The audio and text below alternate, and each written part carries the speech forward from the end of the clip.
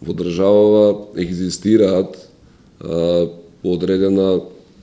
би рекол, убава бројка на здруженија, групации и поединци кои што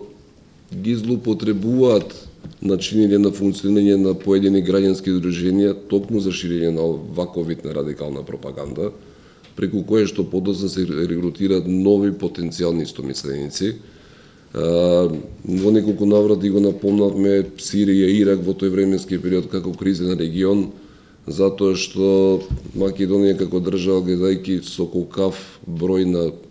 така наречени странски терористички борци кои што беа присутни таму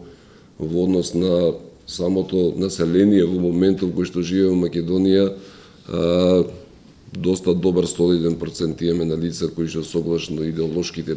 побуди замина во овој кризен регион за да се приклучат во дел од терористичките организации.